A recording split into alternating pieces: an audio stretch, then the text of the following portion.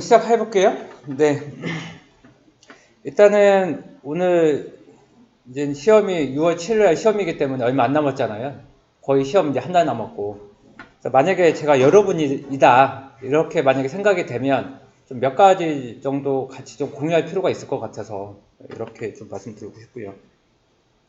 일단 한 가지 말씀드리고 싶은 건 여기가 지금 강평야 사기잖아요. 지금 강평야 지금 딱 네 번째인데 그거 아세요? 1기부터 4기까지 강평야에서 합격자가 안 나온 회차가 한 번도 없었어요. 그러니까 1기부터 나왔거든요. 따라서 그 역사를 여러분들 깨면 안 된다.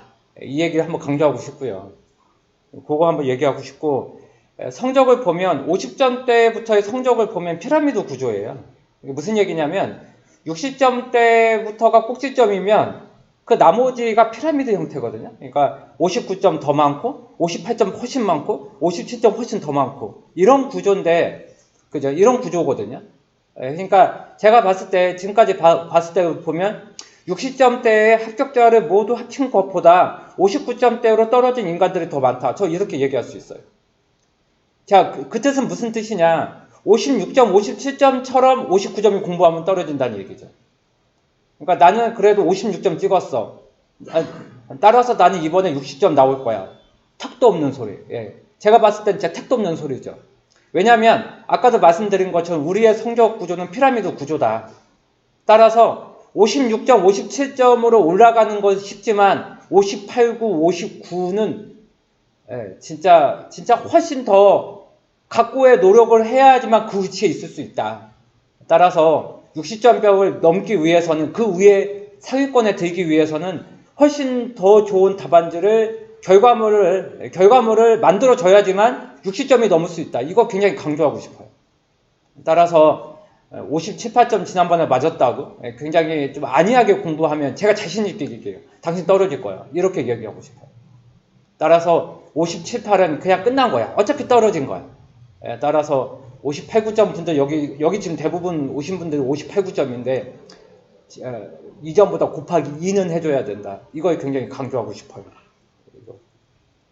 그래서 뭐 처음부터 굉장히 싫은 소리 했는데 이거 좀 부탁하고 싶고요.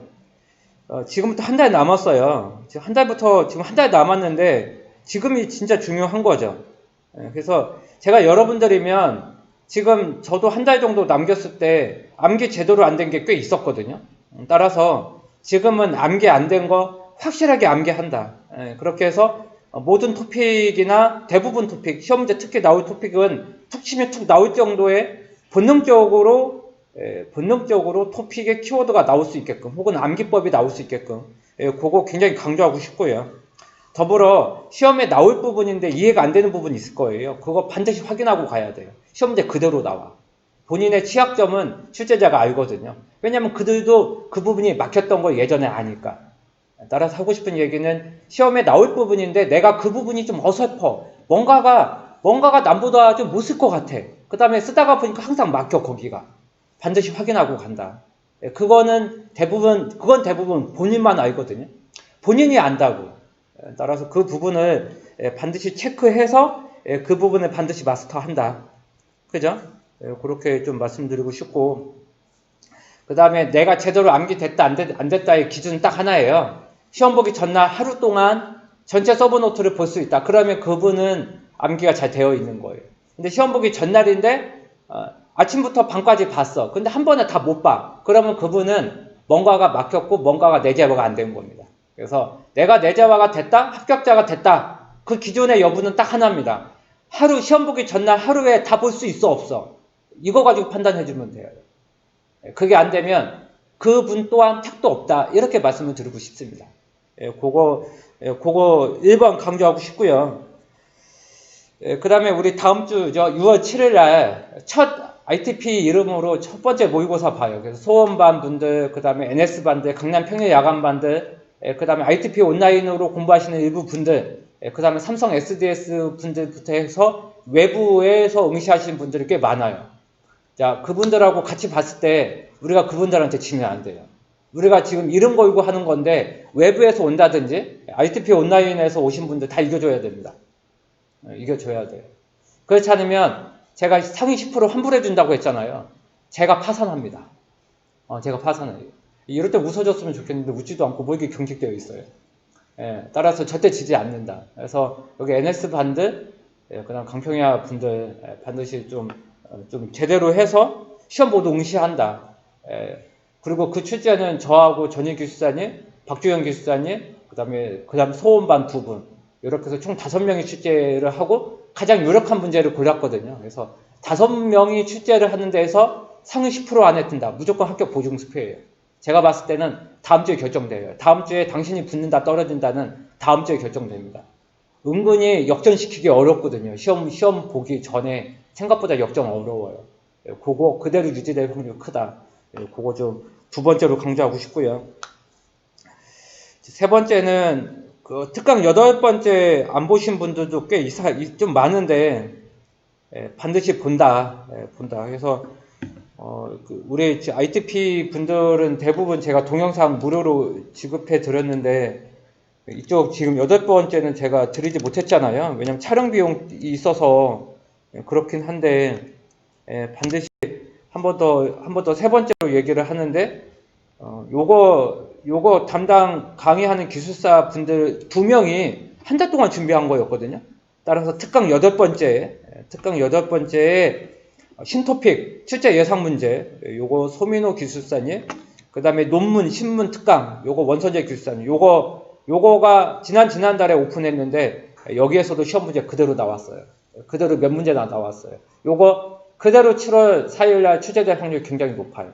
반드시 3번 이상 본다. 신토픽 및 출제 예상 문제 한 번 보고 이해하고 시험장에 절대 안 나옵니다. 그래서 한 번 더 강조하건데 이 2개의 특강 7월 4일 특강 이전에 없어요. 따라서 지금 한 달 시점 남은 이 특강에서 최소한 2-3문제 이상 그대로 나올 거예요. 요거 3번 이상 본다. 요거 강조하고 싶습니다. 요게 지금 3번째 말씀드리고 싶고요. 그 다음에 이번에 기출문제에서도 확인이 됐지만 최근 2년 동안의 모의고사, 합숙, 기출문제 이거 다 마스터 해줘야 됩니다. 자, 다시 한번 강조합니다. 최근 2년 동안에 학원에서 나왔던 합숙, 기출, 모의고사 3번 이상 본다. 왜냐면 거기서 그대로 왜냐면 사실 몇 문제 그대로 나왔잖아요. 그것 때문에 지금 굉장히 시끄럽잖아요. 따라서 강조합니다. 왜냐면 출제자가 다 문제를 만들어낼 수가 없어요. 일부는 참조할 수밖에 없다고. 그거에다가 살을 보태서 문제를 내는 형태가 대부분이기 때문에 자 다시 한번 강조합니다. 반드시 최근 2년 동안에 나왔던 합숙, 기출문제 또 그대로 나오는 경우 많아요. 기출문제 크로스로 나올 확률이 많기 때문에. 그 다음 모의고사 이 3가지 반드시 2년 동안이에요. 2년 동안 요거 반드시 3번 이상 본다. 그거 강조하고 싶고요. 그 다음에 풀이까지 보셔야 됩니다. 왜냐하면 문제에서 못 내지만 풀이 안에는 몇 개가 거기에서 나올 수 있는 문제들도 제가 여러 개 확인했거든요. 자, 다시 한번 강조해요. 문제 항목에는 없지만 풀이에는 거기에서 시험 문제 나온 것도 제가 몇 개 봤어요. 자, 다시 한번 강조해요. 문제하고 풀이만 적당히 보는 게 아니에요. 문제와 풀이를 보면서 풀이 외에 혹은 비교표의 다른 항목도 같이 본다. 그게 시험 문제 나올 확률이 커요. 자, 그게 몇 번째? 그게 3번째 강조하는 사항. 지금 제가 몇 가지 말씀드린 거 절대 까먹으시면 안 됩니다. 그거 당부 드리고 싶고요. 그 다음에 우리 지금 NS반, 소원반, 그 다음에 강남 평일 야간반의 특징 중에 하나가 지금 우리 동영상 지급해 주면서 지금 거의 분위기가 약장사 같지만 왜냐면 굉장히 중요하거든요. 지금 여기 지금 서브노트가 지금 매주 촬영해서 올라가고 있어요. 그죠? 매주 촬영해서 올라가고 있는데 이거는 우리가 지금 최소 비용 5만원 정도만 입금 받고 권한 드리고 있잖아요. 시험 볼 때까지. 따라서 서브노트를 도메인 보시면서 그것을 강의하는 소민호 원선재 이번에 갓 붙었으니까 그들의 강의를 같이 병행해서 들었으면 좋겠어요. 그래서 오히려 백기현님이나 이런 분들은 그거 잘 이용하고 있는 것 같은데 정작 우리는 이용 잘 못하고 있는 것 같아요. 해봤자 운영 비용이거든요. 따라서 지금 매주 올라오고 있는 이 동영상, 그죠? 이 동영상 서브노트, 이 서브노트를 우리가 만든 서브노트잖아요. 그러니까 소민호 원선재 기술사가 본인들이 이 서브노트 붙은 걸로 우리가 지금 공부하고 있는 건데 그 내용을 지금 커스터마이징 하면서 지금 매주 강의하고 있거든요. 그래서 제가 그들한테 물어봅니다. 소민호 원선제 기술사들랑 다 물어봐요. 지금 뭐해? 새벽 1, 2시에도 이들 뭐하고 있냐면 이 서브노트 갱신하고 있어요. 나올 문제 추가하고 쓸모없는 거 빼고 더 넣고 있는 작업을 지금 한 달 보름째 하고 있어요. 한 달 보름째. 따라서 이걸로 붙은 기술사에 우리가 이거 받고선 가감해서 지금 공부하고 있는데 요거를 같이 크로스로 하면서 공부를 한 달 동안 하면 충분히 4번 이상 볼 수 있다. 이거 강조하고 싶어요. 그래서 여러분들 최소 비용으로 권한을 드리고 있는 거니까 비용 몇만 원 아까워하지 말고 어차피 한 번 떨어지면 지금 7월 4일 떨어지면 내년 1월 달이에요. 거의 6개월이야. 그래서 비용 몇만 원 아끼지 말고 반드시 듣는다. 요거가 4번째입니다. 4번째. 그렇게 하고 4번째 하나 더 있어요. 자, 이번에도 AI 쪽하고 통계 문제가 일부 나왔지만 반드시 요거는 3번 이상 보세요. 특강에 잠깐만요. 6번째에 있나요? 6번째가 그죠? 통계 데이터 분석 있어요. 그죠? 특히 지금 강남 평일 야간반하고 NS반은 권한이 다 있잖아요. 반드시 표기수 기술사가 마무리 강의를 한 통계 데이터 분석 요 부분 물론 딴 것도 중요하긴 한데 요 부분을 반드시 3번 이상 본다. 요게 통계 아까 전희 기술사님은 회계 분석도 나왔지만 충분히 또 나올 거거든요. 이쪽이. 그래서 이쪽이 사실 업으로 하기 어렵잖아요. 그래서 반드시 여기 있는 6번째에 있는 통계 데이터 분석, 확률 통계, 그 다음에 AI 쪽, 요쪽은 더 듣는다. 그렇게 그 문제 잘 모르더라도 다른 토픽 가져와서 쓸 수 있게끔 이렇게 3번 이상 수강 좀 추천드릴게요. 요게 말씀드리고 싶은 그 4번째입니다. 그래서 좀 얘기가 좀 장황한데요. 지금 한 달 남은 지금 시점이 제일 중요합니다. 이거는 일주일 뒤에 해도 사실은 어쩌면 3주 남은 상태에서 사실 너무 좀 늦은 거죠. 왜냐면 합숙 들어가는 상태에서 이것도 봐라. 이럴 때는 아니거든요. 지금 봐야 될 때, 지금 한 달 남았기 때문에 지금이 제일 중요하다. 이렇게 말씀을 드리고 싶습니다. 이것을 절대 꼭 기억을 해줬으면 좋겠습니다. 지금 제가 4개 말씀드린 거 다 이해되세요? 그거 절대 까먹지 마세요. 그렇게 해서 1%만 더 해주세요. 1%. 그렇게 하면 지금 여러분들 지금 58구는 다 찍었잖아요. 지금. 그거 2점 치열합니다. 지금 대한민국의 30% 정도가 다 58구점일 거예요. 그거 이겨줘야 됩니다. 그거 굉장히 강조하고 싶네요. 다시 한번. 그래서, 그거를 시작하기 전에 말씀을 드리고 싶고, 지금 혹시 NS반 일부 지금 같이 동영상 보고 있을 텐데 그분들 똑같은 얘기입니다. 아마 일요일날 똑같은 얘기 또 할 텐데 그거 반드시 수강한다. 이렇게 말씀을 드리고 싶습니다. 자, 잠깐 퀵하게 보죠. 그죠? 맞습니다. 데이터 3법 문제 냈고요. 이거는 기본 필수반에서도 데이터 3법 문제는 출제 예상 문제로 시험 나오기 전에도 이 문제를 냈었죠. 다만 콕 찍지를 못했던 것 같아요. 콕 찍어서 기출문제에 나왔던 개인정보 처리자 간 가명정보 결합 및 반출 방법 설명하시오. 이렇게 콕 찍지를 못했어요. 사실은. 그게 저희 실수이긴 한데 사실은 공부하는 입장에서는 데이터 3법이 나오면 최소한 구글 검색이나 네이버 검색해서 그 지침은 무조건 읽어야죠. 그래서 남이 작성한 서버노트 보는 게 아니라 그것도 보고 이 해당하는 지침은 무조건 봐야 돼요. 지침은 원문하고 같이 봐야 이게 머릿속에 기억이 나지 남이 정리한 거 보면 택도 없어요. 기억 하나도 안 나. 그래서 항상 원문하고 같이 본다. 왜냐하면 데이터 3법은 다 나올 걸로 예상한 토픽이잖아요. 나올 거는 반드시 아까 얘기한 첫 번째예요. 깊게 본다. 이게 중요한 거죠. 그리고 아까 제가 봤을 때는 쭉 아까 봤을 때는 전희 기술사님이 잘 설명해 주신 것 같아요. 이 부분에 대해서도 얼핏 설명을 하신 것 같아요. 자, 그렇게 해서 자 데이터 3법의 목적 4가지. 요건 아직 안 나왔어요. 그죠?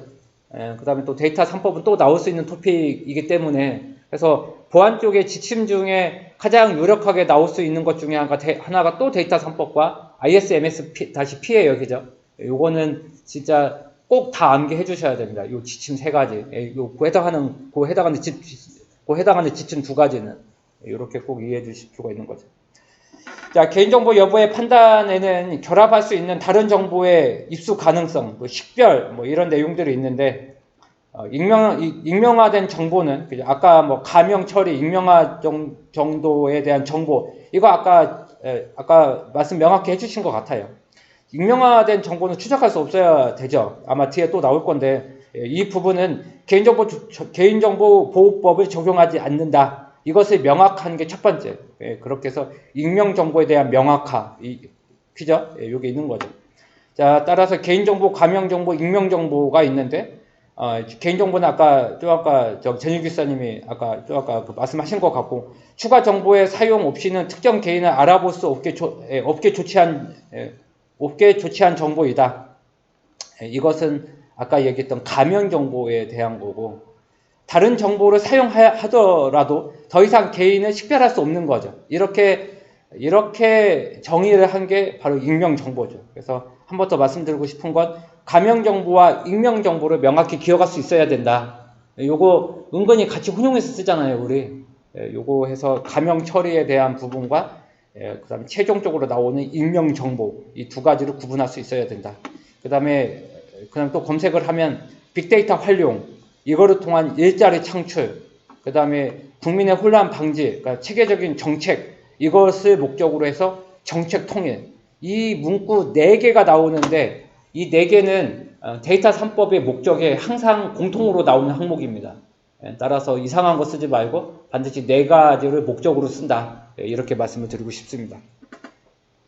그 다음 반출 정보는 다음과 같죠. 그래서 이 단계는 4가지예요. 그래서 신청, 결합, 분석, 반출.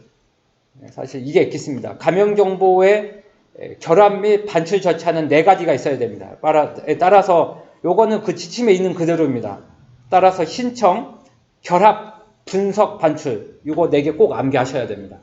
그래서 데이터 3법에 이 내용이 없다 하더라도, 시험 문제 안 나온다 하더라도 이 내용 반드시 넣어주셔야 됩니다. 요게 굉장히 차별하죠. 그렇게 해서 ITP가 가명 정보를 요청을 해. 이렇게 반출 요청을 하면 당연히 ITP가 신청을 하는 거죠. 그렇게 되면 키사 쪽에서 키 관리 기관에서 결합 키를 생성을 시키고, 전문기관이죠. 전문기관에서 결합을 수행을 시킵니다. 그래서 이게 2단계인 결합이 되는 거죠. 그 다음에 폐쇄된 공간에서 진짜 문제가 없는지 분석을 합니다. 이것 또한 엑기스는 뭐죠? 전문기관이 하고 전문기관이 폐쇄된 공간 내에서 한다. 이게 엑기스입니다. 그것을 통해서 ITP 같은 업체가 평가 승인을 받아서 전문기관으로 받아서 이게 외부로 익명정보가 반출이 되는 거죠. 그죠? 그렇게 해서 가명정보가 반출이 되는 거죠. 그죠? 자, 이렇게 해서 전문기관이 반출에 대한 적정성, 이 심사를 하고, 거기에 해당한 지침을 보면 3명 이상이라고 거기 글에 명시적으로 있습니다. 그렇게 해서 하나 더 말씀드리고 싶은 건 신청, 결합, 분석, 반출, 요 4가지 단어를 쓰신 분이, 요 문제를 쓰신 분이 한 4분 정도 있었는데 거의 이 내용 없었고, 그 중에 한두 번이 이거 썼었어요. 전문기관이라는 용어. 반드시 2가지는 암기. 수요기관, 전문기관. 요 2개의 기관은 꼭 암기. 이렇게 해서 요게 이제 키워드거든요. 요거를 해주고, 데이터 3법 대상은 훈님이 굉장히 잘 쓰셨어요. 그래서 그 부분은 저는 그냥 개정신으로만 암기하거든요. 개정신. 이렇게 암기했는데, 아무튼 대부분 잘 쓰신 것 같습니다. 자, 하고 싶은 얘기 다시 한번 강조하는데, 데이터 3법 출제될 가능성도 또 굉장히 높습니다. 이렇게 강조를 하고 싶습니다. 자, 다음으로 갈게요. 공인인증서, 공인인증서 폐지에 대한 대체 방안, 굉장히 출제될 가능성이 높죠. 그죠? 굉장히 출제될 가능성이 높습니다. 그래서 제가 엊그저께 또 오늘 잠깐 주식 사이트 들어가려고 했더니 주식에 대한 공인인증서가 있잖아요. 그게 엊그저께 또 만료가 됐더라고요. 귀찮죠. 1년에 한 번씩 하죠. 그 다음 전 사업자다 보니까 사업자용 전자세금 계산서, 즉 홈택스에 들어가면 전자계산 세금 계산서를 발행할 수 있거든요. 그거가 유료인데 그건 또 유료죠. 그거에 대한 또 공인인증서가 있죠. 또 저만의 또 국민은행이 됐든 어디가 됐든 개인적으로 사용하는 공인인증서가 또 하나 있어. 그러니까 제가 쓴 거 말고 총 3개거든요. 굉장히 사실은 불편하죠. 불편하죠. 따라서 핀테크 활성화부터 해서 액티브X와 공인인증서가 장애가 된다. 이런 식의 도입부 하나 마치 2교시형 넣었고요. 반드시 요거 써줘야 돼요. 피도. 그래서 전 첫 번째로 밀고 싶은 건 생체 인식, 지문, 우리가 말하는 바이오 아이덴티피케이션, 생체 인식 기술을 통해서 이 바이오에 대한 인증 정보 및 분산 정보를 통해서 패스워드 리스한, 패스워드가 없는 인증 기술. 이게 이제 UAF죠. UTF는 쓰면 안 될 것 같아요. 왜냐면 이게 안 돼서 세컨더 팩터로 들어가는 게 기존의 공인인증서 동글 쓰는 거니까 동글을 빼고자 쓰는 게 이거니까 당연히 UTF는 쓰면 안 될 것 같아요. 제가 봤을 때. 반드시 UAF까지 써준다. 왜냐면 피도 기술 2개잖아요. 그렇게 해서 버전 1, 버전 2 여기까지 써준다. 그 다음에 자기 주권 신원 인증. 자기 주권 신원 인증. 요게 요 용어를 쓰죠. 그죠? SSI라는 용어가 우리의 그 서브노트도 있는 것 같아요. 자기 주권 신원 SSI입니다. SSI가 뭐죠? 그죠? Self Sovereign, 그 다음에 Identity의 약자예요. 그죠? 그래서 우리가 말하는 서버린 뜻을 보면 자주적인, 독립적인 그런 의미를 가지고 있거든요. 그래서 자기의 주도적인 아이덴티티, 인식, 그죠? 식별, 이런 뜻이겠죠. 요거에 대한 구현과 확산을 위해서 월드와이드 웹 컨소시엄, 그죠? W3C 이것도 암기해줘야죠. 그러니까 민간 게 아니다. 국제기구다. 월드와이드 웹 컨소시엄 거다. 그죠? 요거 한번 제가 더 확인하려고 했더니, 제가 요거 확인을 못했네요. 요것을, 그게 뭐죠? 월드와이드 웹 컨소시엄 가면 DID, example, 실제 이렇게 스트링이 나오거든요. 따라서, 이게 그 설명이나 그 소스보다는 요걸 꼭 써줬으면 더 좋지 않았을까. 그래서 DID에 대한 스키마 부분, 그 다음에 DID 메서드에 대한 부분, 그 다음에 실제에 대한 메서드에 대한 스트링. 요게 현재 DID 포맷이거든요. 그래서 저는 항상 그 실제 서브노트 만들 때도 그냥 기출문제에 있어서 혹은 누가 있어서 저는 절대 그거 쓰지 않았습니다. 저는 내가 실제 시험장에 쓸 수 있는 거 그걸로 다 바꿔버렸거든요. 내가 시험장에 쓸 수 없는 건 의미가 없는 거예요. 서브노트 100날 있어봤자 내가 실제 답안지에 못 쓰는 건 진짜 의미 없는 거거든요. 그렇게 해서 다 바꿨으니까 제가 볼 땐 DID는 실제 시험장에 안 나와도 블록체인부터 해서 여기저기 다 쓸 수 있는 토픽이 DID거든요. 요새 제가 전자신문 하루에 하나씩 올리지 않습니까? 그때 항상 기사에 나온 게 블록체인과 DID죠. 오늘 아침에도 블록체인에 대한 것도 오늘 TPS 부분 올렸지 않습니까? 따라서 DID에 대한 거 포맷 한 번만 다시 정리. 그렇게 해서 나는 DID 포맷까지 알아. 요렇게 해주는 게 학교 비결이거든요. 그래서 그렇게 좀 했으면 좋겠다. 그래서 이미 해당하는 기출문제고, 그 다음에 발급기간 나오고, 그 다음에 개인정보 보관을 해서 DID 발급해주고, 이게 분산 블록체인 플랫폼에 저장이 돼서 나중에 신원 확인을 할 수 있게끔 DID를 제출하는 이런 구조입니다. 따라서 개념도 하나를 또 역시 만들 필요가 있는 거죠. DID에 대한 개념도 요거 하나 좀 부탁드리고 싶네요. 그러면서 키워드 중에 하나가 Decentralized Network이에요. 그죠? 분산된 네트워크, 분산된 서버, 분산된 구조에서 요게 해서 반드시 Decentralize가 키워드니까 거기까지 딱 넣어주는 게 좋죠. 그 다음에 세 번째는 뭘 넣을까 고민 좀 했거든요. 요거는 스마트폰 기반의 디지털 신분증, 모바일 신분증을 넣고 싶더라고요. 그래서 오늘 일부 요거 좀 쓰신 분도 있는데 요게 인증 및 본인의 신분증 대신 할 수 있는 게 바로 모바일 신분증이잖아요. 이번에 시험 문제 나왔잖아요. 역시 모바일 신분증도 공인인증서처럼 그거 대체 안으로 우리가 당연히 얘기할 수 있다. 이렇게 얘기를 하고 싶네요. 자, 플라스틱 우리가 지금 가지고 있는 플라스틱 대신에 디지털 형태의 신분증, 이것을 스마트폰에 저장을 해서 사용하는 신원증명 방식이다. 그렇게 해서 제가 모바일 신분증을 좀 검색을 좀 해봤는데, 요게 완벽하게 표준이 나와 있는 게 아니에요. 그죠? 지금 전 세계적으로 지금 표준을 잡고 있는 상태예요. 그죠? 따라서 요거는 명확히 맞아요. 기존의 주민등록증 같은 게 아니라 스마트폰에 모바일 신분증을 담아서 사용을 하는 거다. 그죠? 요거죠. 그러니까 일종의 만약에 모바일 신분증이 눈에 안 들어온다. 그러면 그거 생각하시면 됩니다. 주민등록증. 요게 모바일 폰에 있는 거다. 요렇게 하면 그 내용은 100% 맞습니다. 아직 좀 표준이 아직 잡아가는 과정이긴 하지만 요렇게 얘기를 하고 싶네요. 자, 그래서 제가 만약에 시험을 본다. 그 다음에 공인인증서 폐지에 대한 대처방안, 시험 문제 나올 확률 한 40% 이상 저 보거든요. 그때 반드시 이 세 가지는 쓴다, 저는.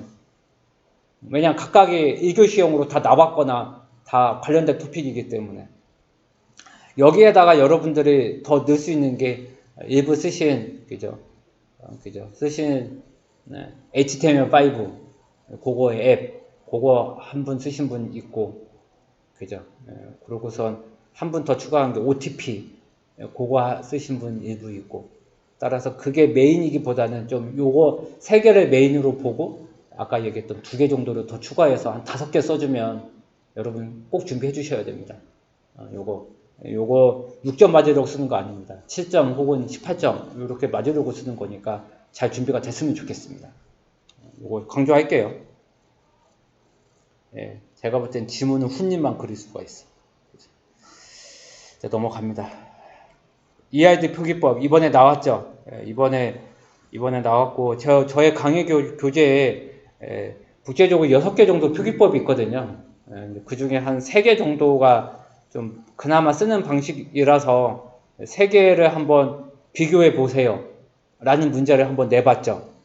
그렇게 해서 시험 문제가 데이터 모델링과 거의 뭐 2교시죠, 솔직히 얘기하면. 그죠? EID 표기법인 피터 첸 방식, IE, 그죠? 우리가 말하는 정보공학 표기법, 그래서 인포메이션, 그죠? 우리가 말하는 인포메이션 엔지니어링, 정보공학 표기법, 그죠? 그 제임스 마틴이 저술해서 쓴 표기법, IE 표기법. 그다음 이번에 시험 문제 나왔던 바코 표기법, 시험 문제 나올 리가 없습니다.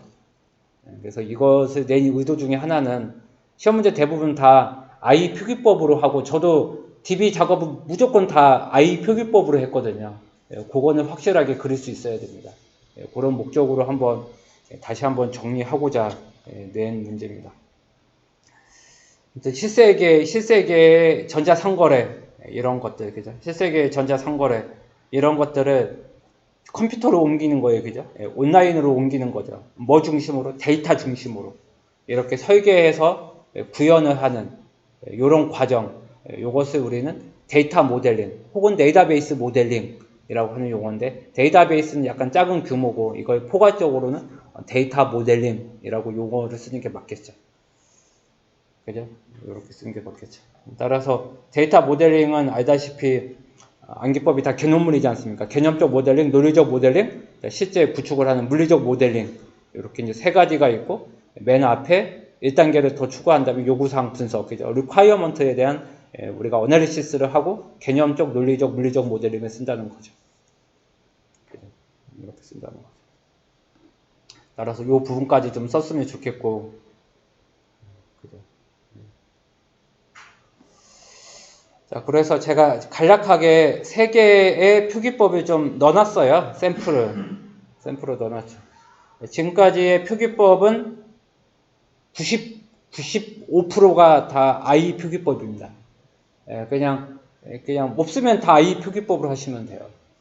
그 다음에 실제 업무에서도 우리가 우리 ER윈을 가장 상용으로 많이 쓰는 것 중에 대표적인 툴이고, 물론 팀원부터 해서 오픈소스 별도로 있긴 하지만, 아무튼 가장 많이 쓰는 게 IE 표기법이죠.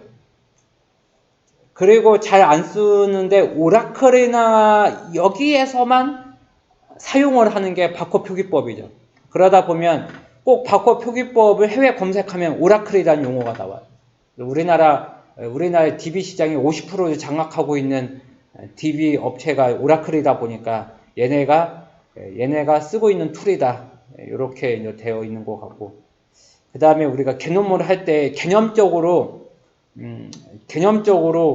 우리가 초기 모델링을 할 때 많이 쓰는 방식이 챈 방식이죠, 그죠? 챈 방식. 따라서 챈 방식을 좀 역사를 보면 챈 방식은 일단 피터 첸이라는 사람이죠. 이 사람이 1976년도에 발표한 모델링 기법이다. 요게 엑기 쓴 것 같고. 그리고 나온 게 바코 표기법이죠. 그렇게 해서 오라클에 대해서 오라클의 개발에 대한 이 메서드, 이 기법으로 사용하고 있는 게 리차드 바커라는 사람이 지속적으로 업그레이드 하고 있다고 하는 이 바커 표기법이죠. 그렇게 해서 요 해당하는 바커 표기법에 좀 많이 지원해주는 대표적인 데이터 아키텍처가 DA-5 같은 이런 DB 모델러, 그죠? 데이터 아키텍처 모델러라고 하는 소프트웨어도 또 별도로 있죠. 뭐 업체 이름은 얘기 안 할게요. 아무튼 DA-5 같은 것도 있고, 가장 늦게 나온 게 1982년도에 나왔던 인포메이션 엔지니어링 노테이션, 제가 좋아하는 제임스 마틴이라고 하는 분이 저술해서 표기를 한 이게 바로 I 표기법이죠. 따라서 우리가 방법론 중에서도 객체지향 방법론 나오기 전에 우리가 많이 썼던 게 정보공학 방법론이잖아요. 정보공학의 I의 이 이름을 따서 대부분 이것을 우리는 I 노테이션이라고 하는 용어를 쓰는 거죠.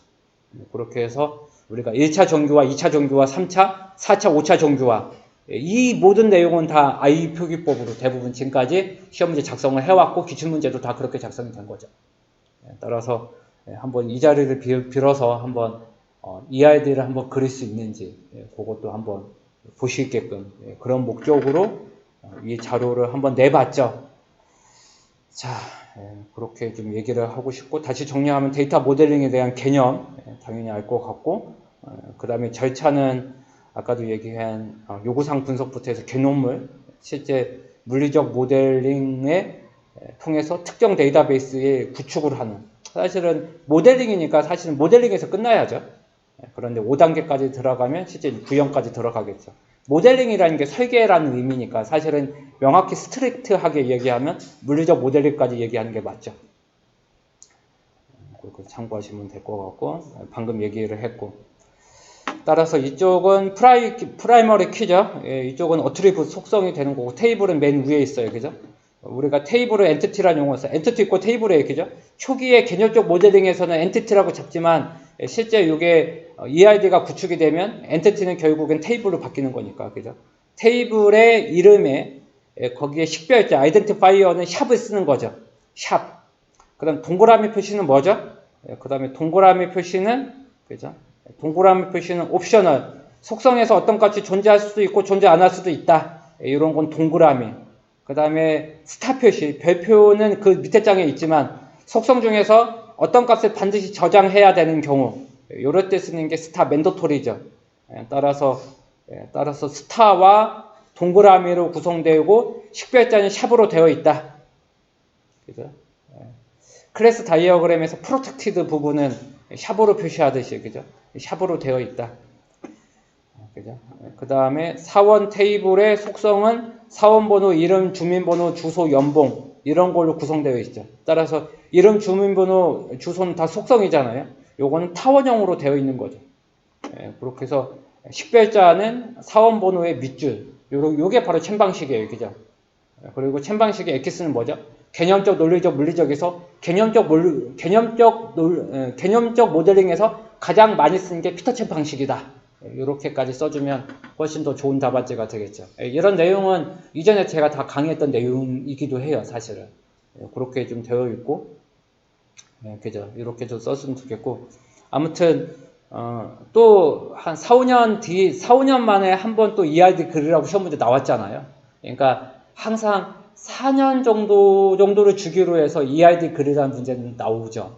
그죠? 그렇게 해서 뭐 아주 빈출은 아니지만 정규화에 대한 설계, 요거는 우리가 절대 버릴 수는 없다. 이렇게 얘기를 하고 싶네요. 자, 나머지는 넘어갈게요. 넘어가고. 그 다음에 캐시 일관성. 캐시 일관성인데, 그죠. 캐시 일관성. 그래서 캐시 일관성은 캐시 코헤런스라는 단어를 써요. 그죠? 캐시 코헤런스. 캐시 코헤런스의 의미는 두 가지예요. 우리가 좁게 보면 PC에서 속도의 향상을 위해서 캐시라고 하는 소형의 메모리를 두고 D램에 해당하는 주기억장치, 메인 메모리의 내용이 다르잖아요. 어차피 메모리는 두 개니까 캐시하고 메인 메모리 이 두 개의 데이터를 두 개의 블록과 데이터를 일치시키는 이 작업 이걸 우리는 캐시 코헤런스라 부른다. 이것도 약간 범용적으로 하면 요게 이제 공유 메모리가 나오는 거죠. 우리가 공유 메모리는 SMP라는 용어를 쓰잖아요. 쉐어드 메모리 시스템이라는 용어를 쓰잖아요. SMP에서 각 클라이언트가 혹은 각 프로세서가 가진 로컬 캐시 간의 일관성이다. 따라서 클라이언트가 공유 메모리를 혼용해서 쓰잖아요. 이 클라이언트를 위한 캐시가 있고 이 클라이언트를 위한 캐시가 있을 거라고. 이거는 보통 대규모 시스템이죠. 이 캐시와 이 캐시를 일치를 시키는 이런 코헤런스 하는 작업 이게 바로 캐시의 일관성이다 라고 얘기를 할 수 있는 거죠. 따라서 캐시 일관성도 4, 5년 만에 한 번씩 나오는 토픽이잖아요. 이것도 버릴 수가 없는 토픽이죠. 자, 그렇게 해서 반드시 써야 되는 단어를 한 두세 개를 뽑는다면 첫 번째는 스누핑이죠. 아무래도. 그죠? 변경에 대해서 캐시의 메모리에 대한 감시기가 있는 거죠. 그죠? 이것을 우리는 스누핑 컨트롤러. 이것을 감시하는 작업에 우리는 스누핑이라는 단어를 써요. 그죠? 그래서 첫 번째가 스누핑. 두 번째는 MESI 프로토콜인데 사실 위키피디아를 보시면 MSI 프로토콜, MESI 프로토콜, MOSI 프로토콜, MOESI 프로토콜. 즉 무슨 얘기냐? 굉장히 많은 프로토콜 중에 하나가 뭐다? MESI 프로토콜이다. 따라서 민서님이 굉장히 잘 썼는데 수정, 베타, 공유, 그다음 인벨리드 이 네 가지의 뜻은 무조건 써줘야 되는 거죠. 이게 2교시형으로 나오면 당연히 개념도까지 그려주고 써줘야 되는 거고. 따라서 지금 개념도가 1교시형에서 뺐는데 MESI는 알다시피 1교시 모의고사 항상 나왔던 토픽이잖아요. 시험 문제 한 번도 안 나왔죠. 그죠? 제 기억으로는 MESI 한 번도 안 나왔어요. 얼마든지 1교시형 나올 수 있으니까 당연히 MESI가 각각 서로 간에 관련이 있는 반드시 개념도 똑바로 그려줘야 됩니다. 그거 어벙하지 말라고 제가 아까 첫 번째 노테이션 말씀드린 거 아닙니까? 대충 쓸 수 있겠지. 그거는 네 생각이고 라고 얘기를 하고 싶고 59점대 다 씁니다. 따라서 명확히 써줄 수 있어야 된다. 이것을 강조하고 싶어요. 자, MESI 뜻 지금 혼선 가지시면 안 됩니다. 반드시 잘 쓸 수 있어야 된다. 그 다음에 하나 더 추가한다면 디렉토리 관리, 그거에 대한 내용, 그것을 세 번째에 쓰고 또 네 번째로 쓸 수 있는 게 후님이 썼던데 뭐 라이크스로 라이크백 있었죠, 그죠? 그래서 그죠? 라이트 스루와 라이트 백이죠. 그거에 대한 개념, 거기까지 그림까지 그려주면 사실은 그러면 2교시험이 돼버릴 텐데 아무튼 거기까지 써주면 딱 좋죠. 얘기가 늘어지는데 아무튼 그렇습니다. 여러분 캐시 콜에서 버리시면 안 됩니다. 요거로 얘기하고 싶고 그 다음에 그거 좀 헷갈린 것 같던데 본인은요? 가상 메모리하고 캐시 메모리 좀 아까 보니까 2교시에서 좀 헷갈린 것 같아요. 그거 좀 약간 여러분들 중에 일부는 뒤에 아까 나오는 할배인교? 그렇게 제가 암기한 게 있잖아요. 가상 메모리, 버추얼 메모리와 캐시 메모리하고 약간 좀 헷갈려서 좀 이해하시는 분들도 일부 있었어요. 그거는 시험을 봐야지만 진짜 나오는 거거든요. 그래서 오늘 시험 안 보신 강평야 분들 붙기 사실 어렵습니다. 시험 보는 과목이 시험을 안 보고 공부한다? 절대로 붙지 못합니다. 그래서 오늘 사실은 명예님 안 나오고 요새 명예님 안 나오는데 그분도 사실 뭐 지금 여기 톡방에 있으면 좋겠는데 싫은 소리 들으라고 얘기하는 겁니다. 58구에 그분 잘 올라왔어요. 58구까지. 아까도 얘기합니다. 1점을 못 올려서 2, 3년 공부하는 사람 수두룩하고 그거 안 돼서 포기한 사람 제가 많이 봤습니다. 1점이 매우 중요합니다. 그래서 이전보다 공부를 두세 배를 더 해줘야 되는 판국에 나 59점까지 쉽게 왔으니까 어떻게 해서든 60 되겠지. 정확히 얘기하고 싶습니다. 그건 네 생각이지.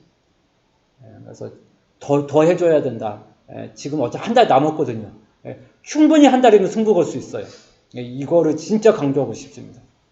진짜. 예, 갑자기 들어온 사람들 저 인간 왜 이렇게 열분하게 얘기할까 뭐 이런 오해를 하겠는 될 텐데 저는 굉장히 오해 안 했으면 좋겠어요. 그 다음에 MESI 하나만 있는 게 아니에요. 예, 그거 말고 MSI부터 해서 유사한 프로토콜도 굉장히 많아요. 예, 혹시나 다르게 또 오해하지 말라고 제가 위키피디아 그 화면까지 제 노트북 아니죠. 제 강의 교재 PC에 있는 거 또 캡처해서까지 올려놨으니까 보시면 됩니다. 해시 함수.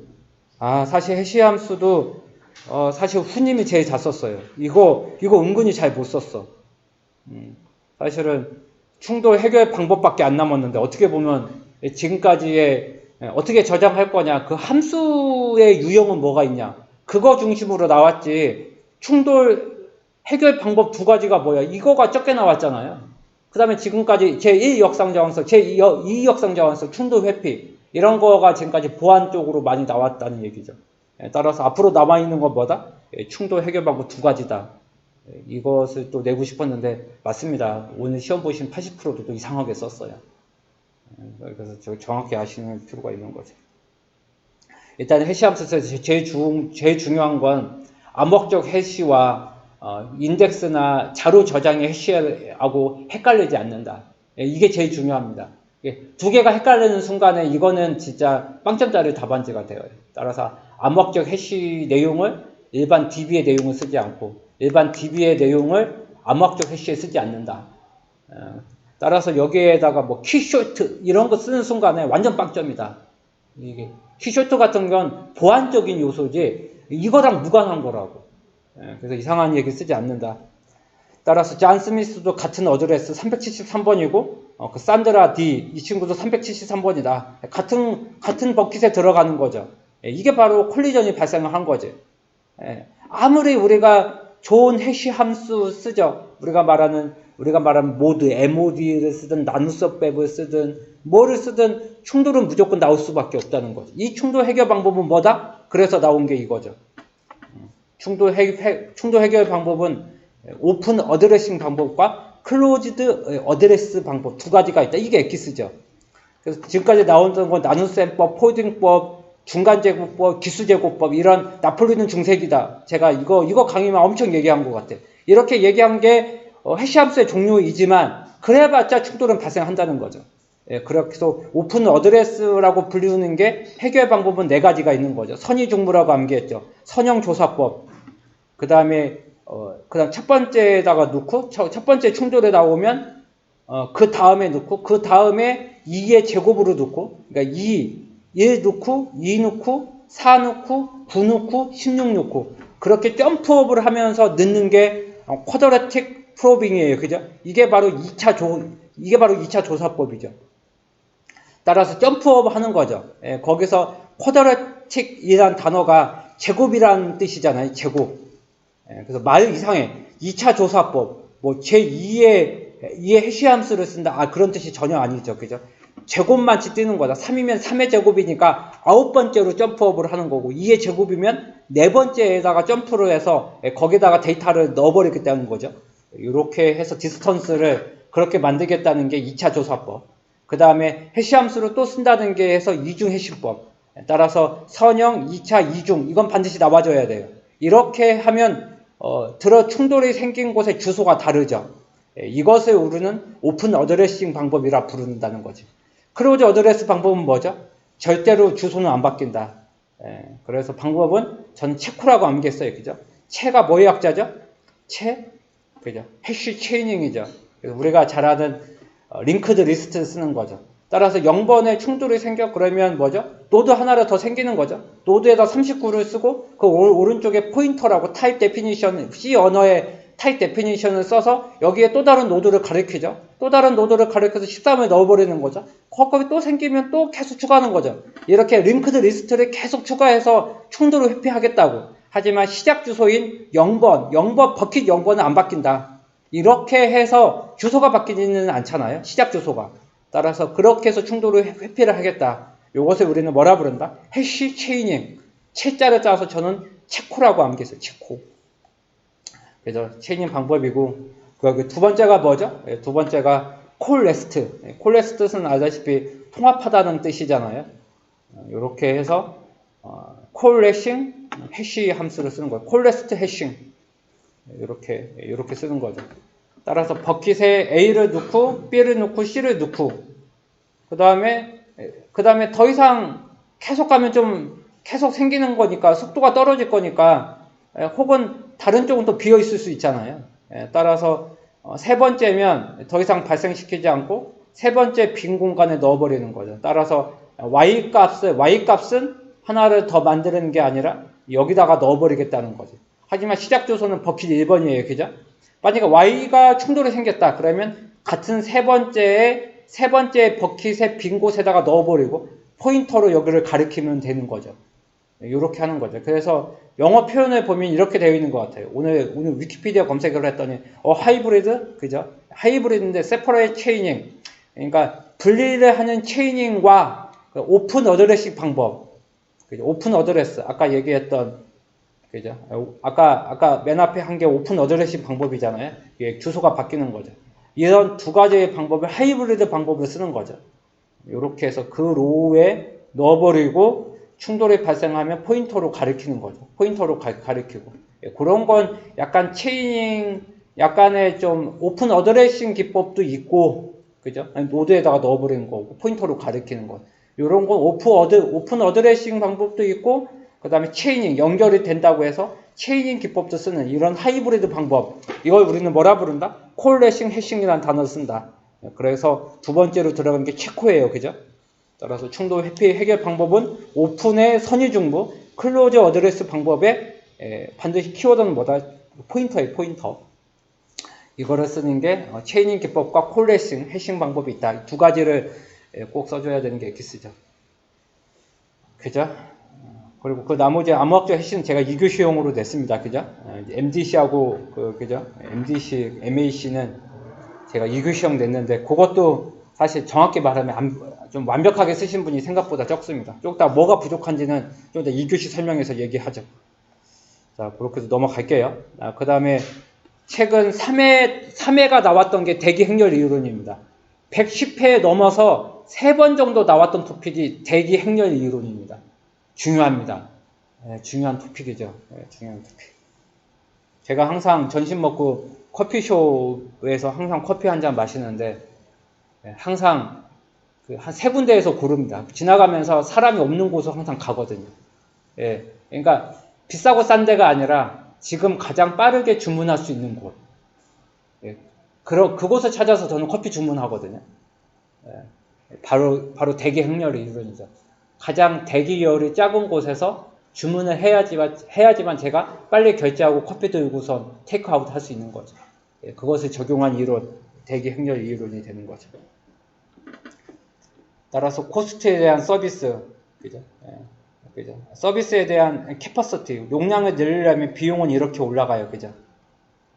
그 다음에 기다리는 라인의 웨이팅에 대한 건, 캐퍼시티가 올라가면 올라갈수록 웨이팅하는 라인에 대한 비용은 뭐 떨어질 수밖에 없겠죠. 왜냐면 저 웨이트를 안 할 거니까. 여기에 접점 같은 거 찾아줘야 된다는 얘기겠죠? 그죠? 이런 것도 좀 준비됐으면 좋겠고요.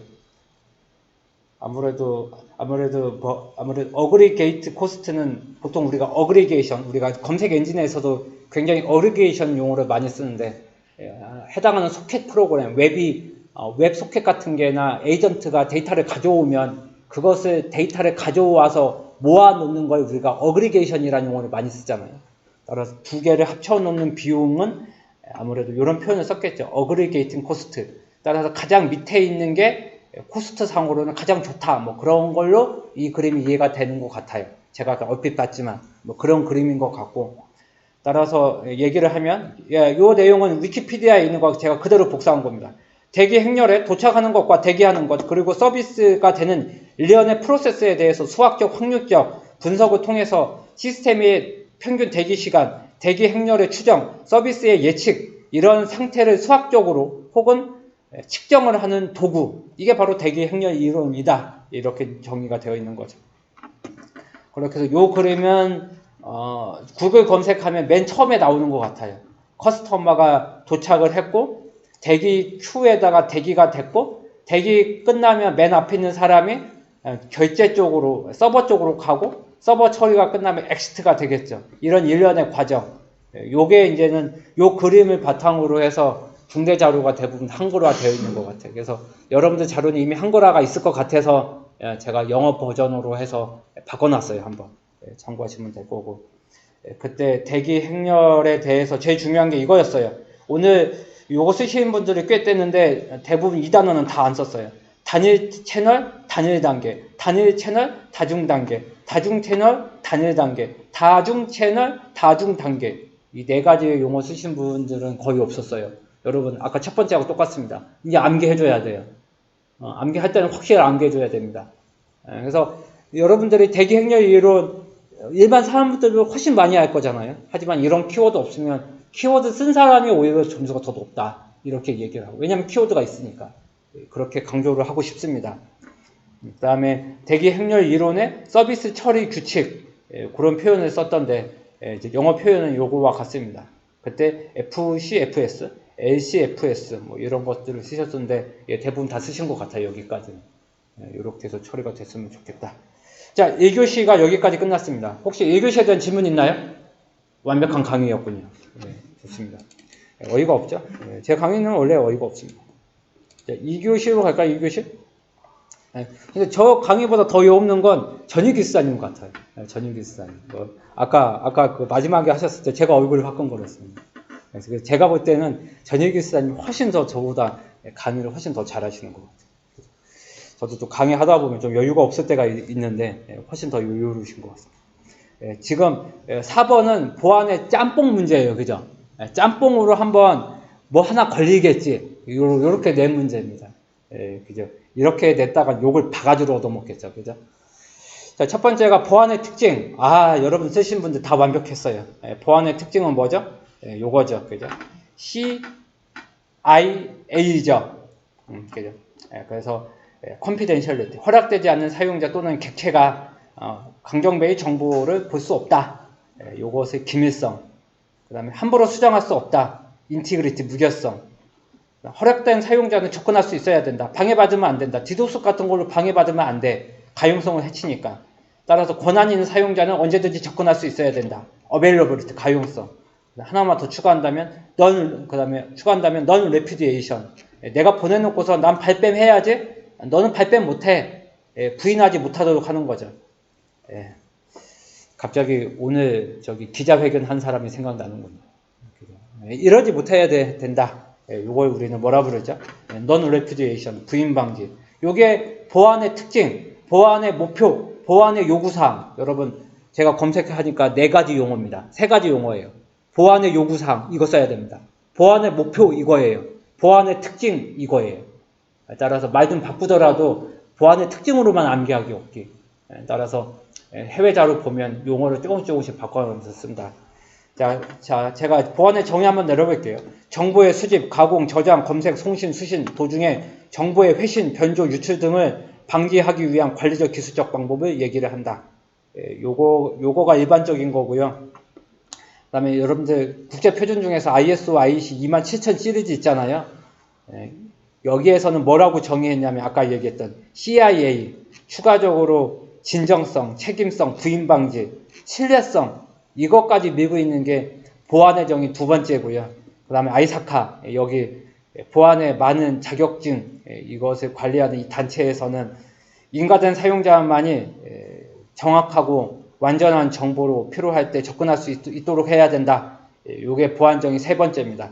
그래서 보안의 정의는 각 단체마다 조금씩 더 다르긴 한데 한번 참고하시라고 3개를 똑같이 한번 넣어봤습니다. 그래서 참고하시면 될 것 같고 항상 얘기하지만 정의 부분은 주구리 쓰면 안 됩니다. 반드시 이런 키워드로 반드시 써야 된다. 그래서 다시 한번 강조하건대 대부분 초보자들 59점 이하는 쓰다가 키워드가 생각나서 그때 씁니다. 그때는 이미 끝난 거예요. 반드시 정의나 리듬은 쓸 때부터 키워드가 2-3개가 나와줘야 돼요. 그래야 정의에 들어가지. 나중에 끄트머리에 쓰면 채점자 읽어보지 않을 확률 50% 이상입니다. 정의에 들어간다? 읽을 확률 99%입니다. 반드시 정의에서 쓸 때부터 키워드를 반드시 끄집어낸다. 이거 강조하고 싶습니다. 자, 그 다음에 이제 암호화의 원리는 이겁니다. 대체, 불력화, 치환, 압축, 그죠? 그 다음에 혼동과 확산, 그 다음에 확장, 이거죠. 그죠? 이것도 시험 문제 거의 한 번도 안 나왔죠. 그죠? 암호화의 원리도. 최근 제가 2, 3년 동안 모의고사에서 본 적도 거의 없습니다. 1을 A로 바꾸고 2를 A로 바꾸고, 이걸 우리는 substitution, 그죠? 불력 암호화 알고리즘, 불력 단위로 처리를 한다. 그죠? 위치가 바뀌는 거죠. 그죠? A가 저쪽 갔다가 이쪽으로 갔다가, 문자열의 위치를 바꾼다. 이걸 우리는 트랜스포지션 이란 단어를 쓰는 거죠. 10개의 문자가 4개의 문자로 바뀌는 거죠. 이걸 우리는 압축. 그 다음에 우리가 혼동과 확산이라는 용어를 쓰는 거죠. 우리가 AES에서 가장 많이 쓰는 게 P현상과, 그죠? P현상과 무슨 현상이죠? P박스와 S박스잖아요. 이때 쓰는 게 혼동과 확산의 원리예요. 그죠? 반드시 P현상과, 그죠? P박스가 뭐의 약자면 P가 퍼뮤테이션, 순열의 약자니까 그 P박스의 내용과 위치를 바꿔준다는 게 substitution, S박스잖아요. 따라서 P박스에 대한 내용을 반드시 여기에 써준다. 이걸 우리는 혼동과 확산의 원리를 쓴다. 이런 표현을 쓰지 않습니까? 이렇게 쓰고. 그 다음에 쓸데없는 문자 열도 넣을 수가 있다. 이걸 우리는 확장이라고 하는 표현을 쓴다. 이것도 사실 P박스의 사례로 또 들어가는 거네요. 그죠? 이렇게 쓰고. AAA에서 일부 사람들 막혔어요. 그래서 우리가 LTE 4G나 5G의 뒤에 AAA 서비스를 제공해주는 프레임워크를 우리는 보통 그걸 뭐라 부르는 다이아미터라고 부르지 않습니까? 다이아미터. 그 다음에 군대에서 쓰고 있는 다이얼업, 천리안 같은 거, 우리 옛날에 썼던 거. 그게 바로 레디어스 방식의 AAA 서비스지 않습니까? 따라서 A는 ID 패스워드가 맞아? 맞아. 어센티케이션. 강정배가 ITP에 결제를 한 권한이 있어? 오소리제이션. 사용한 번째 과금 지불. 또 당신 결제했어? 어카운팅. 이런 AAA 서비스를 제공해 주는 게 트리플 A 서비스 혹은 A 프레임워크, A 서버라는 표현을 쓰거든요. 따라서 트리플 A는 굉장히 자주 쓰는 단어입니다. 따라서 인증, 권한관리, 과금 이 세 가지를 꼭 기억을 해주고, 그때 대표적인 프레임워크이 이동통신에서 뭐가 있다? 다이아미터가 있다. 이것도 시험 문제 한 번도 안 나왔죠. 여기까지 써줬으면 딱 좋겠어요. 자, 그 다음 암호학적 해시는 반드시 뭐 쓴다? MDC와 MAC를 썼어야죠. 그죠? 반드시 암호학적 해시의 유형은 MDC하고 MAC예요. 그 다음에 얼마 전에는 HMAC까지 나왔잖아요. HMAC이 이 맥이죠. 해시 함수의 맥이잖아요. 따라서 MAC 문제도 이미 기출 문제였어요. 따라서 해시 함수의, 그죠? 여기서 말하는 해시 함수는 암호학적 해시예요. 그죠? 이거의 유형은 두 가지가 있고, 사실은 그 사람이 분야 떨어지냐, 요것을 체크할 수 있는 대표적인 토픽이 바로 MDC와 MAC입니다. 그쵸? 요것을 그릴 수가 있어야 돼요. 따라서 메시지가 있으면 해시 함수를 통해서 메시지 다이제스트를 만들어서 보내는 거죠. 그 다음 상대방도 똑같은 해시 함수를 가지고 있는 거죠, 사전에. 거기서도 해시 함수를 통해서 해당하는 메시지를, 요것을 해시 함수를 통해서 나오는 값과, 그 다음 강정배가 로컬에서 보낸 거 같은 거, 보낸 거와 해시 함수를 통해서 보낸 것과 상대방도 해시 함수를 통해서 받은 거와, 아니죠. 받은 게 아니라 직접 뽑은 거와 두 개가 같냐? 그러면 뭐가 됐다? 중간에 훼손이 안 됐다. 아까 CIA 중에서 인티그리티, 훼손이 안 됐다. 그것만 확보가 된 거죠. 이 방식을 우리는 뭐라 부른다? 그죠? 이걸 우리는 MDC라는 용어를 쓰는 거죠. 그죠? 모디피케이션 혹은 다른 말로 그죠? 매니플레이션하고 같이 혼용해서 써요. 그죠? 아무튼 매니플레이션, 조작을 하는 딕텍션 코드 혹은 모디피케이션 딕텍트 코드라는 표현을 써요. 그죠? 요걸 우리는 MDC라는 용어를 쓰는 거죠. 그런데 여기 키가 들어가는 거죠. 여기 키가 들어가는 거죠. 키를 통해서 해시 함수의 결과값이 나오는 거죠. 이렇게 해서 보내는 거와, 그 다음에 상대방도 똑같은 키를 가지고 있죠. 그렇게 해서 메시지에 대한 결과값과 두 개가 같냐? 분명 상대방이 키를 통해서 보낸 거잖아요. 따라서 강정배가 키를 통해서 보낸 거잖아요. 따라서 인증이 된 거죠. 인증. 강정배가 보낸 거다. 인증이 된 거죠. 따라서 MAC는 인증 더하기 인티그리티죠. 따라서, 그런데 중간에 사람이 있다가 MITM 공격이라고 불러요. 강정배가 또 키를 하나 더 가질 수 있는 거잖아요. 그러니까 해커가 키를 하나 더 가질 수도 있는 거지. 무슨 얘기냐? 부인 방지할 수 있다는 거지. 샌더가 나는 보낸 적이 없어. 그 키가 내 거는 맞는데 나는 안 보냈는데? 라고 할 수가 있는 거지. 따라서 MAC의 문제점은 뭐다? 부인 방지는 안 된다. 인증 더하기 무결성만 될 뿐이다. 요거 의문이 있으신 분이 없다. 이 얘기를 말씀을 드리고 싶습니다. 이것을 해결하기 위해서 나온 게 뭐다? 전자서명이죠. 전자서명. 맞습니다. 그래서 나온 게 이 전자서명이죠. 반드시 공개키와 개인키가 있다. 써님, 저 개념도가 좀 약했어. 특히 MAC와 MDC의 개념도가 너무 심플했어. 물론 뭐 양이 많아서 심플하게 그린 건 이해가 되는데 합격하는 사람들 좀 더 디테일하게. 그게 좀 아쉬웠고 내용은 완벽하게 쓰신 것 같았어요. 그래서 좀 약간 개념도를 좀 더 디테일하게 이렇게 해서 미리 만들어 놨으면 좋겠어요. 이 얘기를 말씀드리고 싶고 반드시 이게 뭐가 나오는 거죠? A의 개인 키로 나오고 A의 공개 키로 해가지고 비교한다는 거죠. 반드시 PKI 기반으로 개인 키로 암호화를 하고 공개 키로 복호화를 해서 비교한다. 이 내용은 무조건 들어가야 돼요. 따라서 이 그림을 안 써도 좋아요. 사실 이거 말고서 다른 그림 하나 더 가지고 있어.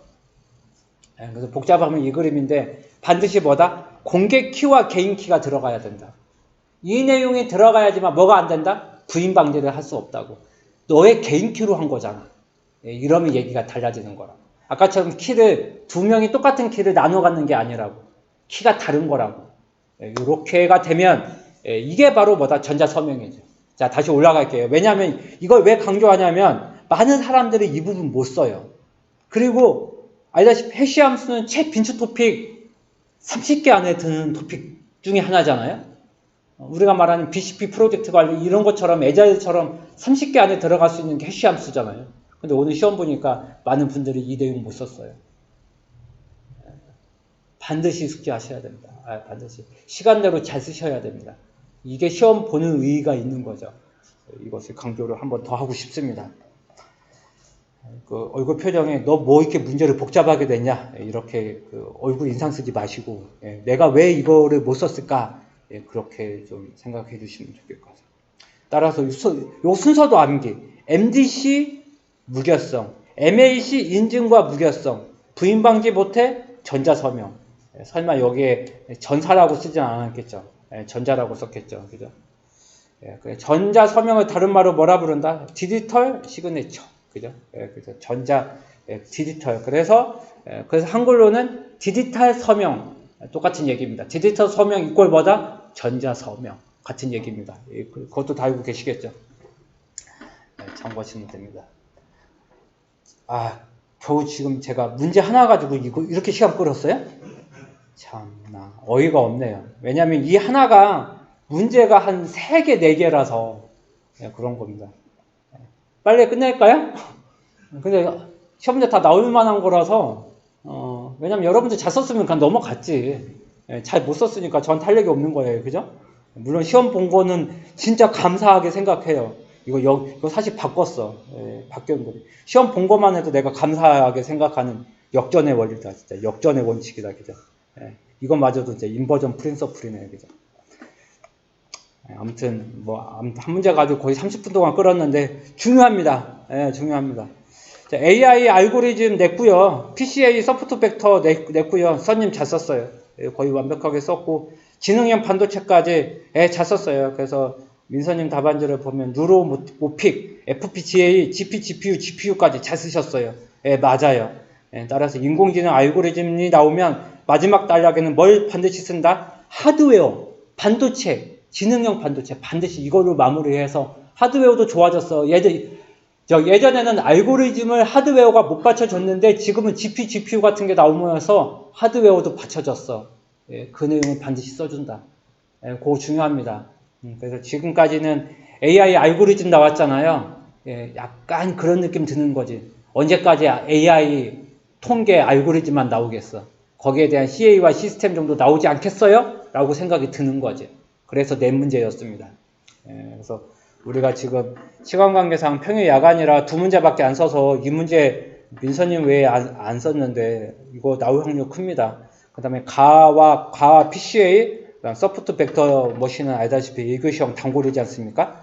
그렇게 해서 해주시면 되고, 아무튼 도입부는 PCA, 소프트 벡터 머신, CNN, RNN, 이게 신경망 분석 이런 것들이 있는데, 예전에는 지능형 반도체 기술이 뉴로모픽, GPU, FPGA, 페이드 프로그래머블 게이트웨이, CPU, 센트럴 프로세싱 유닛, GPU, 그래픽 프로세싱 유닛 이런 게 안 받쳐져서 안 됐는데, 지금 이런 게 받쳐줌으로 해서 인공지능이 고도화가 되고 딥러닝도 처리가 되고 감독학습, 무감독학습도 처리되고 그것을 응용하는 자율주행 및 응용 분야도 확장이 될 거다. 이렇게 도입부를 한번 간략하게 그냥 막 하고 싶지 않아서 간략하게 하나 정도 이렇게 하나 정도 추상적으로 넣어봤고요.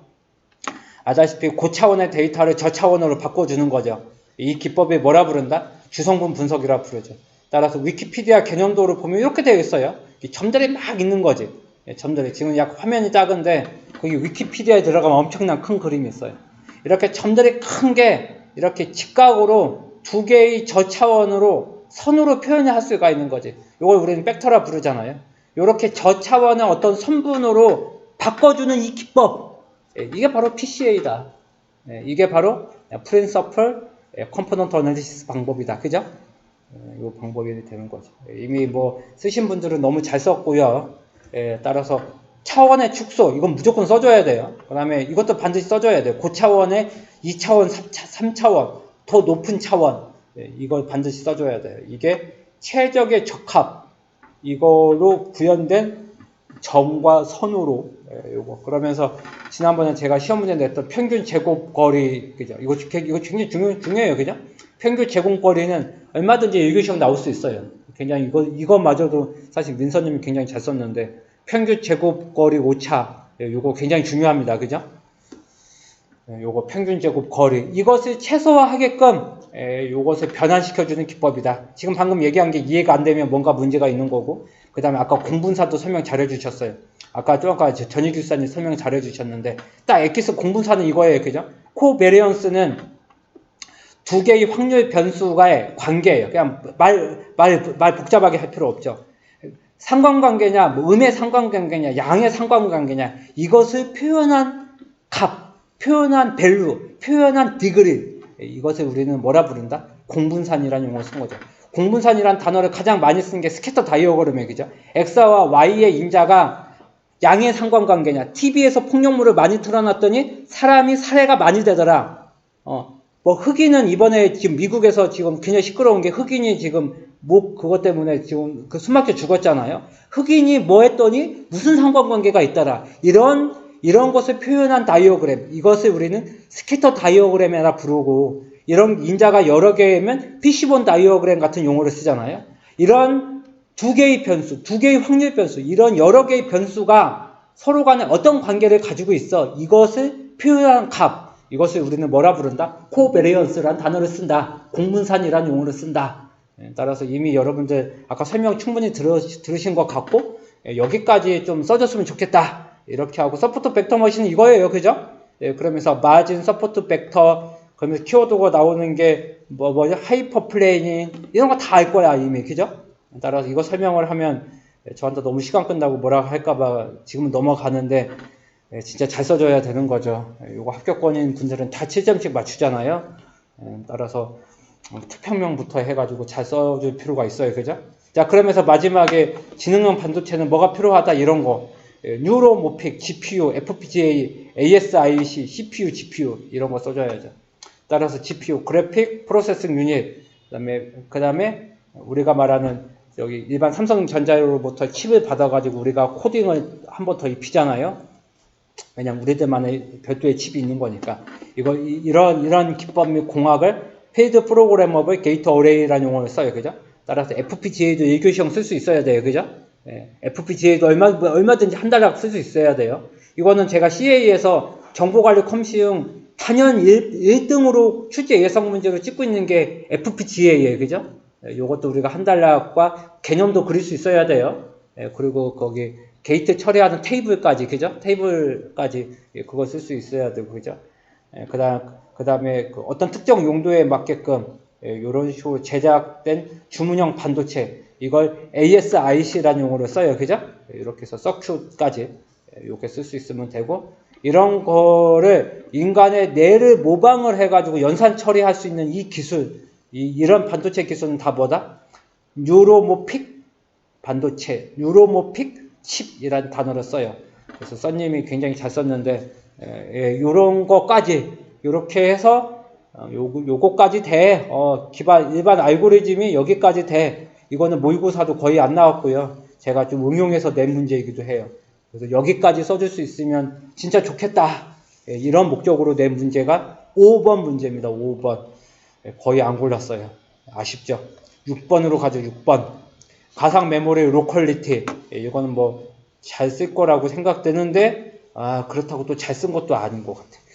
자, 일단은 그 가상 메모리는 버추얼 메모리예요. 그 위치는 어디 있냐면 메인 메모리에도 일부 있지만 메인 메모리가 어디서 대부분 가져온다? 세컨더리 디스크에서 가져와요. 그죠? 우리가 말한 솔리드 스테이트 드라이브는 하드 디스크. 거기에 프로그램이 적재가 되어 있는 거예요. 그죠? 그렇게 해서 메인 메모리처럼 쓸 수 있는 그런 메모리를 우리는 버추얼 메모리라는 용어를 쓴다. 그때 이제 고정 할당과 가변 분할로 할당할 수 있는 이거는 할당 정책이에요. 그죠? 이것을 영어 단어로는 allocation이라는 단어를 쓰고 언제 호출을 할 거냐? 요구 반입과 예상 반입. 이것을 키워드로 하는 게 호출 혹은 인출 정책이에요. 배치로 갈게요. 그렇게 해서 first fit, best fit, next fit, worst fit 다 쓸 수 있죠. 그렇게 해서 언제 교체를 할 거냐? FIF, LRU, LFU, NUR 이런 식의 기법, 교체, 배, 인교 이렇게 해서 4개 대부분 완벽하게 썼고요. 그런데 여기가 좀 약했던 것 같아. 그래서 제가 여러분들을 쓸 수 있게끔 요렇게까지 만들었어요. 요거는 제가 기존에 있는 강의 교환에 세그멘테이션 기법만 좀 추가했고요. 사실은 요거는 고정분할 방법, 즉 페이징 기법은 저의 강의 교환 있는 그대로예요. 자, 강정배가 CPU에서 실제 가상 메모를 참조를 해요. 그때는 VPN이 앞에 있죠. VPN이 뭐의 약자죠? 버추얼 페이지 넘버예요. 이게 VPN이 0번, 1번, 2번 있을 거잖아요. 이 VPN을 참조를 해요. 그래서 이쪽 0번으로 가요. 진짜 얘가 참조할 권한이 있냐? 제어를 하는 거죠. 그러면서 PPN으로 가요. PPN이 뭐의 약자죠? 피지컬 페이지 넘버예요. 실제 디스크의 주소가 되는 거죠. 왜냐하면 CPU는 논리적 주소를 쓰니까 논리적 주소가 물리적 주소로 매핑이 되고 그 다음에 베이스 어드레스, 시작하는 어드레스가 베이스 어드레스잖아요. 베이스 어드레스부터 떨어진 거리, 이걸 우리는 오프셋이라 불러요. 0번에 더하기 10이다. 그럼 10이에요. 그죠? 10번부터. 왜냐면 페이지에 여기 처음부터 있는 게 아니라 여기에서부터 10번째 떨어진 곳에 읽지 뭐 처음부터 항상 읽겠어요? 그러다 보니까 바로 읽으려면 거기에서 얼마큼 떨어져 있는데 이걸 우리는 오프셋이라는 단어를 쓰잖아요. 그렇게 해서 가상 메모를 읽을 거야. 이 정도는 써줘야지. 이게 바로 뭐죠? 페이징 기법입니다. 여러분, 버추얼 메모리가 중요하죠. 빈출, CA에서는 그래도 정보관리 컴퓨팅 빈출 1위입니다. 이쪽 캐시 쪽하고 아까 얘기했던 FPGA하고 몇 개 토픽 있잖아요. 그래서 그런 토픽은 우리가 잘해줘야 되고 그 대부분은 저의 동영상도 이미 기술사 시즌 1, 시즌 2, 그 다음 제가 강의 시간에도 많이 했잖아요. 이것을 반드시 기억을 해 주셨으면 좋겠고요. 그 다음에 세그멘테이션 기법은 요거를 쓰시면 돼요. 그래서 요거가 제가 봤을 때는 제일 이뻐요. 거기서만 제일 이쁜 건 뭐냐면 제일 아름다워요. 제일 아름다워요. 따라서 맨 처음에 무조건 CPU 그려줘야 돼요. 그 다음에 여기가 가변 분할이니까 세그먼트 기법이 혹은 세그멘테이션 기법이잖아요. 따라서 세그먼트 넘버가 있어야 돼요. 따라서 세그먼트 넘버를 보고 그리고 여기만의 테이블이 세그먼트 테이블이에요. 그죠? 0번에 시작하는 주소가 1400번이고 리밋이 1000이다. 이거 들고 와야 돼요. 어디에? 세그멘트 테이블을 가서 읽어 와야 돼. 그리고 여기에도 역시 뭐가 있다? 오프셋이 있다. 따라서 오프셋이 저를 보세요. 저기 화면을 보세요. 오프셋이 리밋보다 작으면 오케이. 왜냐면 리밋이 사이즈잖아요. 사이즈 주소에 밖에 있다는 건 오프셋이 리밋보다 크다는 것은 무슨 뜻이냐? 해당하는 세그먼트 밖에 있다는 뜻이지. 에러지 에러. 따라서 그러면 안 되지. 따라서 떨어진 거리가 리밋보다 작아야 돼. 그러니까 여기 1000을 가져오면 1000보다 작아야 돼. 맞아. 그러면서 플러스 한다. 플러스는 무엇을 한다? 오프셋을 한다. 그러면 아까 얘기한 것처럼 베이스 주소가 시작 주소잖아요. 그래서 따라서 세그먼트로 가면 1400번을 참조를 하되 1400번 읽으면 안 돼요. 그죠? 오프셋 마치 더해줘야 돼요. 왜냐면 거기를 참조한 거니까. 따라서 베이스 어드레스 더하기 10. 그럼 1410을 찾아서 읽어야지. 그 해당하는 메모리 부분을. 그렇게 해서 읽어버리는 거지. 하지만 여기는 당연히 뭐다? 사이즈가 고정이 아니에요. 그죠? 여기가 가변 분할이 되는 거지. 제가 봤을 때는 시중에 나와 있는 개념도 중에서 가장 낫다고 저 자신해요. 그리고 요거를 일부 분들이 좀 어설프게 그려서 그럼 내가 하나 그럼 아예 그려줄게 이런 생각으로 그래도 10분 동안 걸려서 잘 그려준 거예요. 그래서 좀 보기나 봐줬으면 좋겠어요. 그렇게 말씀드리고 싶고 그 다음에 이거 지역성 잘 쓰셨어요. 그렇게 해서 히트율 같은 거 높인다는 거죠. 히트다 히트 제 강의 보면 여기 무한도전에 제가 거기 그때 옛날에 봐서 히트다 히트 이제 그거까지 뭐 이렇게 얼굴 붉히면서까지 얘기했었잖아요. 그죠? 그 히트율을 높이는 거죠. 그래서 따지는 게 시간적, 공간적, 순차적 이런 식의 지역성이 있고 그것을 적용한 대표적인 활용 사례. 영어 표현은 이렇게 되어 있어요. 참조 지역성, 지역 참조성. 그래서 영어 표현은 locality of reference예요. 그죠? 따라서 혹시나 그 지역성만 기억을 했다가 또 참조 지역성 뭐 다른 건가? 이렇게 어설프게 이해하지 말고 대부분 잘 쓰셨어요. 캐시 메모리, 가상 메모리, CDN 이런 것까지 잘 쓰신 것 같아요.